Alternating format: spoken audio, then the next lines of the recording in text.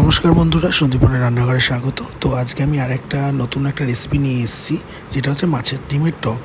এটা এই গরমে একটা দুর্দান্ত খাবার।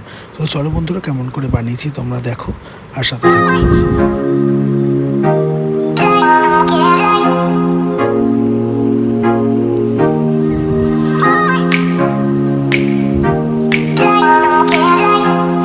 আমি প্রায় 200 মতন ডিম নিয়ে নিয়েছিলাম। এটা কাতলা মাছের ডিম।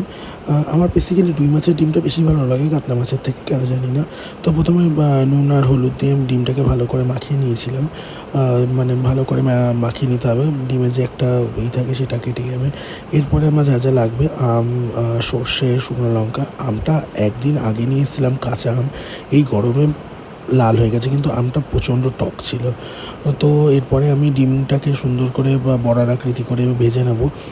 ডিমটাকে ধিমা আঁচে ভাজতে হবে, কেননা মাছের ডিম বেশি কড়া আঁচে ভাজলে ওপর দিয়ে ভাজা ভাজা হয়ে যাবে, ভেতরে কাঁচা কাঁচা থাকে।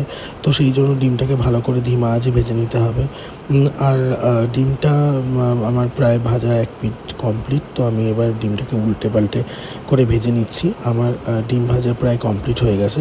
এবার ডিমগুলোকে তুলে নেব। তুলে নিয়ে দেখো ডিমগুলো সুন্দরভাবে ভাজা হয়ে গেছে।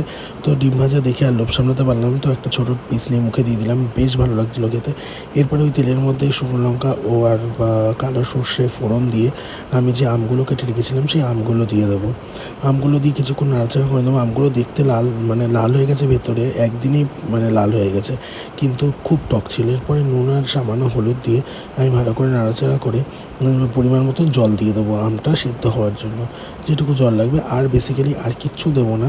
আর নামানোর আগে একটু চিনি দিয়ে দেবো। এরপর ভালো করে ফুটে আমটা সেদ্ধ হয়ে আসলে আমি বড়াগুলো দিয়ে দেবো। বড়াগুলো দিলে কী হবে, আমের মধ্যে যে ঝোলের মধ্যে যে টকটা থাকবে সেই টকটা আর যে চিনিটা দিলাম সেটা মানে মিষ্টিটা সব কিছু বড়াটার মধ্যে ঢুকবে এবং খেতে খুব সুন্দর টেস্ট হবে।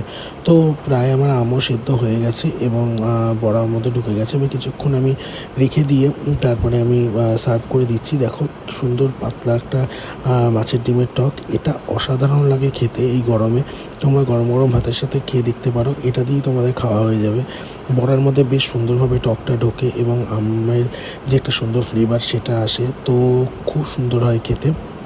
তো এরপরে আমি আর দেরি না করে তাড়াতাড়ি করে ভাত নিয়ে আমি খাওয়া শুরু করে দিলাম। তো এরকম আমটা টিপে আর একটু ঝোল দিয়ে খেতে হবে। সত্যি খেতে খুব সুন্দর হয়েছিল। আমি তো পুরো ভাতটা এই দিয়ে খেয়ে নিয়েছি। বেশ টকটক মিষ্টি মিষ্টি, আর বড়াটাও বেশ সুন্দর হয়েছে খেতে। নমস্কার বন্ধুরা, সাথে থেকো, পাশে থেকো। লাইক করতে, কমেন্ট করতে, সাবস্ক্রাইব করতে ভুলো না কিন্তু। আর ফেসবুকে দেখলে একটা ফলো করে দিও। নমস্কার।